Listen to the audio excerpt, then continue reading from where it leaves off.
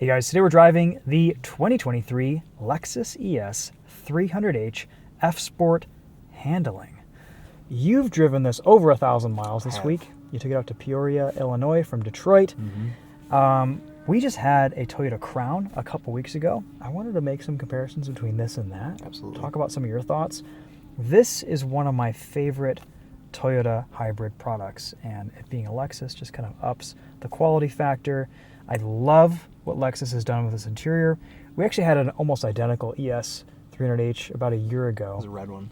It was a red one. Same F-Sport tuned suspension. Anyway, let's quickly walk you around this. We'll show you what it looks like inside and out. We'll talk about what it's been like to live with this week, and we'll take it for a drive. And I wanted to get TheTopher in here because you've just spent so much time in this car. With it. Yeah, you've probably got some more insights than I do. So what you need to know, starting price on this is just shy of $50,000. We have 19-inch wheels, F-Sport tuned suspension, which with adaptive dampers, which is nice to have, I guess. It's an attractive looking sedan. Front-wheel drive only, 215 total system output between a 2.5 liter four-cylinder and a hybrid system. ECVT, lots of bugs. So a little bit extra weight today. Proof that I drove it a lot. Yeah, there's some moth. It's lots of, that's good. It's good to see bugs on the front of a car. Means ecosystems are still alive and thriving. What do you think about this? As far as looks compared to the Crown, I think I prefer the ES. I prefer pretty much everything about this car to the Crown. And it's kind of the same money. This is spec'd with a few options. Yeah. It's 54.2, which is about exactly the same as what the Crown was. Yeah, I mean, you can get a Crown up to 54. You can get the Hybrid Max with the Crown, and the Crown does come standard with all-wheel drive, but this is a bit more comfortable. It rides better. It looks better. It handles better. The Crown was pretty sloppy around a corner. This, actually, quite sharp. It's an honest car, too. It's not trying to be anything that it isn't. It's exactly right. We've got a decent amount of trunk space. Let's see if I can find the release location here. Powered trunk. Silly. Yeah, that's okay. I know you have a thing against powered trunks for sedans. But look at this opening. It's huge. Yeah. Fit a Well, bunch of golf clubs back there easily. Exactly. Yeah, that's what it's for. And if I remember correctly, there is even a compact spare tire under here, which I love to see. Tools, jack, all that good stuff. I think I got that from you. Whenever I lift up trunk floors and I see a spare, I always get really excited. It's exciting. Yeah, because it's so rare these days. They don't have it. Yeah. First aid kit from Lexus. No folding rear seats. You just have a tiny little pass-through through the middle there. Put your skis, I guess. Oh, there's a button. As far as packaging, not that different from the Crown, to be honest. Ground clearance is about the same. Really, the only difference is all-wheel drive, and you can get the Hybrid Max with the Crown, which is a very good powertrain. This feels like it has more rear seat legroom than the Crown. I think it does, too. Yeah, this feels more spacious So back much here. room. Yep. No heated seats. Nothing too fancy back here. A couple USB ports, vents, cup holders. But everything you touch in this interior feels high quality. All the materials are top notch. Let's hop up front. Take a look at this interior here. Engine bay, well, we won't even show it to you guys. You guys can watch TheTopher's video on Winding Road or Topher Drives for that. It's just like every other Toyota Lexus hybrid product. But the highlight for me is just this interior. Lexus is doing some weird stuff with their cars these days, especially the cars with head-up displays. They're offering these steering wheel buttons that do multiple things, and they're laggy, they're touch sensitive, they're weird, they don't work. We actually have physical controls in this ES, and I actually like this cruise control layout a little bit better than what the Crown had. Physical buttons for climate, pretty much everything is a physical control in this. Heated ventilated seats, all of your commonly used functions, easy, and then this infotainment is basically just there for CarPlay and Android Auto. That's it. No Mark Levinson sound system, and this ES 300h, though, did the one we have about a year ago have it? No, but that's okay because the standard sound system in this is excellent. It's quite good. It's very good. And Lexus usually always, their base sound systems are still pretty good. I would agree. Especially in this ES, it does a fantastic job. Did Cool. fine for me on the road for 12 hours. So And you get Shrek ears. Those are inspired by the LFA. Yeah, I like it. Different drive modes: Sport, Sport Plus, Eco, and then of course this has the movable gauge cluster, which is very useful, just because it's fun to play with. I would rather have a movable gauge cluster than a fully digital one because that is excellent. That is so cool. Yeah. Oh my gosh, I love it. Nothing special about the reverse camera. Kind of disappointing, honestly. Yeah, no 360 cam either. No 360 cam here either for your $50,000 starting price. That's okay though. Let's take it on the road. That's where this ES really shines. It is so smooth, so refined, so wonderful to drive. It's so hard to keep track of all the weird F-Sport stuff now because there's F-Sport design, That's right. F-Sport handling, F-Sport performance, and F. So there's like 4 different things. So Yeah. when I filmed this for Topher Drives, I probably said something wrong at some point. I probably called it an F-Sport performance or something, but it's just silly. But you can tell it's a handling because it has the white badge. That's the right. white badge tells you it's an F-Sport Yep. handling. I love the steering wheel too. I don't know if this is an upgrade. We've seen this in the LS also. It's a fantastic wheel. It just feels so high quality. Yeah. The 3-spoke design is great. Ergonomically, Lexus I love it. Always gets their leathers right. They Steering do. wheel, seats, Yep. everything is so soft.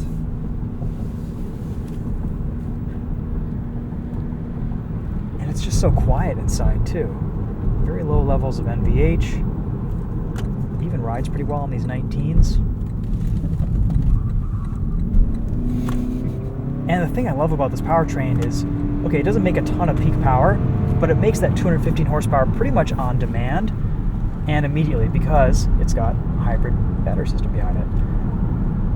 And look at that. Not even complaining.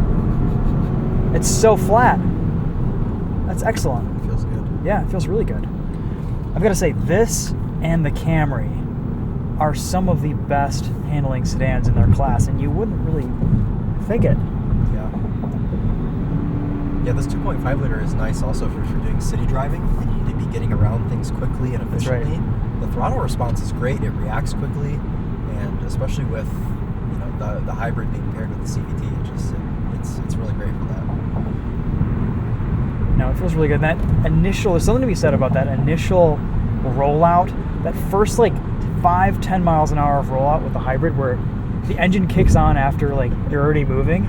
It's so satisfying. It's so smooth. Yeah. And Toyota Lexus has done the best job with their hybrid system tuning forever. I mean, since the beginning, since the Prius.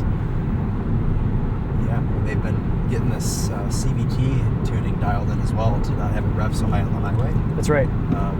Because this one is actually, so this car is rated at 44 mpg on the highway, which is 1 mpg higher than it's rated in the city, which is usually it's the other way around. Exactly. So I was able to manage 43 on the highway, and that's at actual highway speeds. The EPA tests at slightly lower speeds than real people actually drive. So I was pretty impressed with the fact 43 mpg at 78, 79. That's impressive. miles per hour, so. Yeah. And I haven't seen anything under 40 all week when driving this car. No, you Even don't. driving kind of like an idiot. It's been great. Brake pedal tuning, they've done a good job with that. Mm-hmm. Even though this is a hybrid and it's using regen, it's not too funky, not too weird.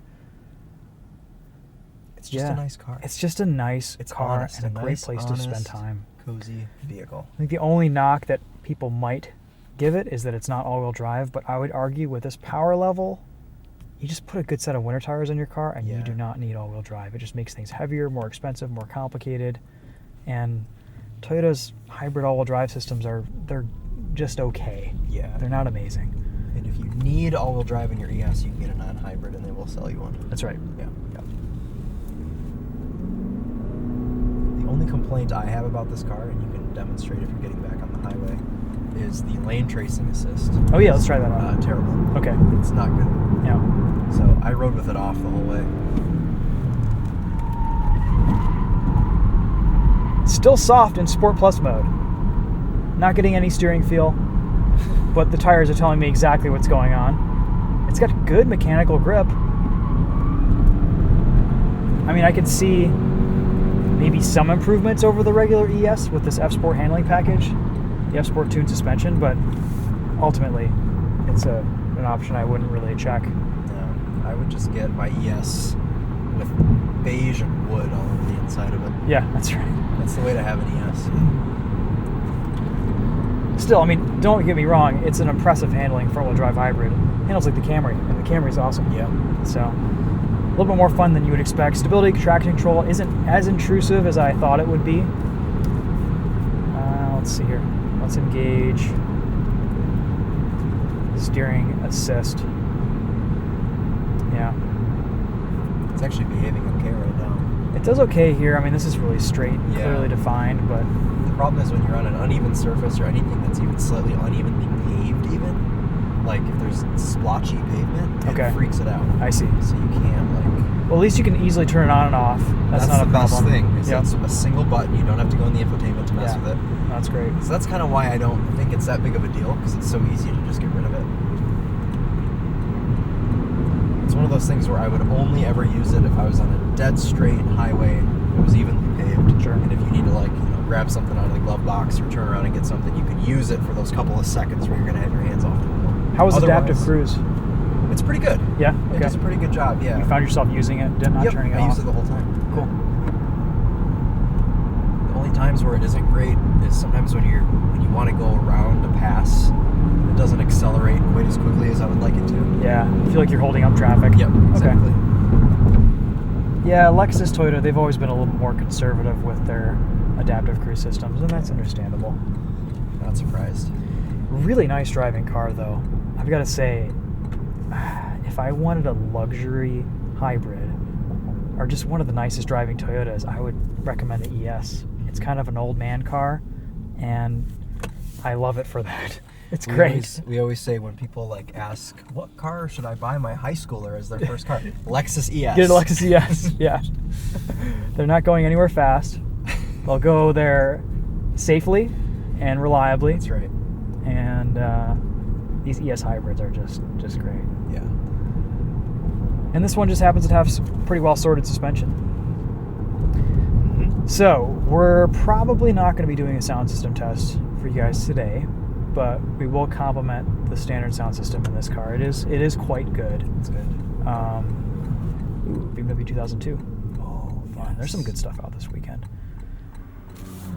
One last hurrah before it gets cold.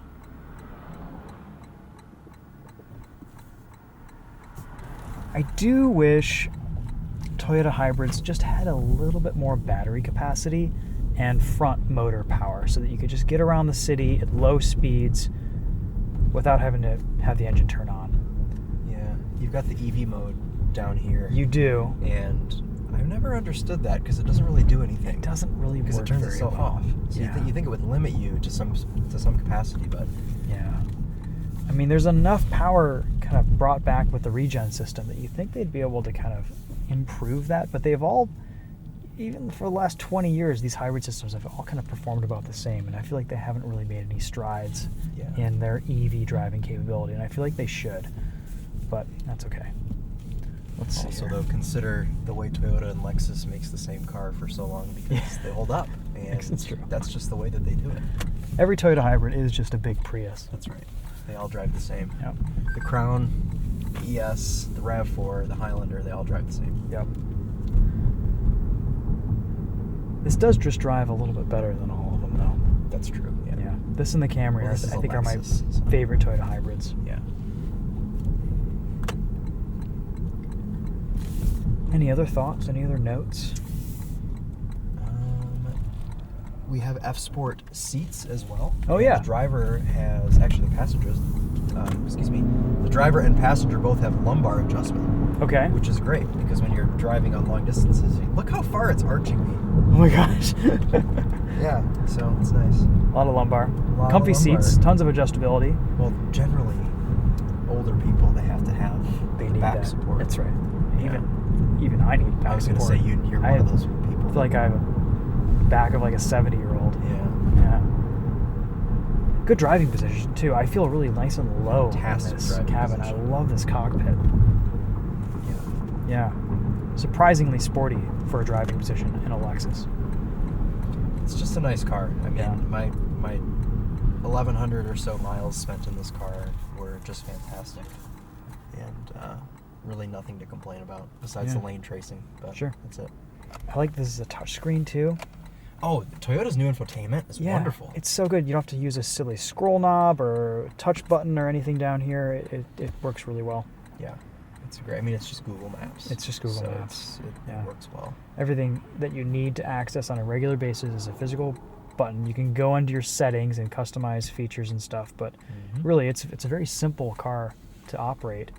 And I think that makes it even more luxurious and better to live with on a daily basis, because there's a bit of luxury these days in simplicity. And this ES gets it better than a lot of other new Lexus products that we've driven. And I feel like the build quality here is a little bit higher than some of the newer stuff, like the new NX and the new RX. They just feel a little bit tinny and cheap and rattly, and this feels so solid. So, yeah. And this is an optional screen also. That's right. 12.3 inch. Yep. And I think this is a really nice sweet spot, because this infotainment, we see it in everything. We see it in the new NX, the new RX, the vehicles that don't feel as well built as this. But this is nice because you still have the perks of the really nicely functioning infotainment, but you still have the physical climate control panel. You still have the steering wheel with physical buttons. Yep. And this car, this era, this year of Lexus ES is just a really, really nice spot. Yep. So, No, I'm surprised at how much I like this after spending some time in it. Yeah. And yeah, definitely, would recommend it for anyone who's looking for just a little bit more of a luxurious sedan that's going to be reliable. That's a good long-term proposition. You could own this for 15, 20 years, put a few 100,000 miles on it, and it would feel exactly the same as the day you bought it. I said most of these outlive their owners. Yeah, that's right. Yeah. It's actually kind of a morbid sentiment, but it's It probably is, pretty but true, it's- honestly. Yeah, I'm sure it's true in a lot of cases. There's probably a lot of inherited yeses out there. I know of some. Yeah. Yeah. Cool. All right. Well, all good things here. Yeah, I think it's going to be a wrap. Yeah. Good car. I don't think I missed anything. I've actually already filmed this review. We're using the new GoPro Hero 12, and I, for some reason, didn't get a couple settings right, so there wasn't any stabilization, and the exposure was all messed up. So I'm trying to remember everything that I said in that initial review, just redoing it here again. But yeah, overall, good car, good times. Thanks to Lexus for letting Substitute Topher put over 1,000 miles on it this week, out to Peoria and back. Stay tuned for some of those videos. You I drove have a road trip video. some really cool stuff. Yes, so I have a road trip video on this coming, and then to the TheTopher channel, I drove a Charger Hemi Ute. Yeah. So that'll be one to look forward to. So excited. And then on the Winding Road channel, I drove a 1985 Porsche 911 Carrera 3.2 Targa. Ooh, fun. So- I didn't know it was a Targa. Cool. It's a Targa, yeah. Oh, all right. So, Lots of fun stuff coming. good stuff. Great. One more quick walk around. Oh, how did this wireless charger work out for you this week? Did your phone stay on the Element mostly? I didn't use it, but Didn't during use the it? review, I heard your phone buzzing, which is telling me it was charging and then not charging and then charging and then not charging. Okay, all right. Could have been text Um, messages too. That's true. Well, the problem with these is, I mean, they try and make them grippy, but we have all this open space around, and if the phone even moves just a little bit, it upsets Yeah. it. So And also iPhones now have this Exactly. camera hump. yeah, so I don't know. I Yeah. just plugged my phone into the cord in the console, and that was it. Yep. So, yeah. Cool. Mm-hmm. All right. Well,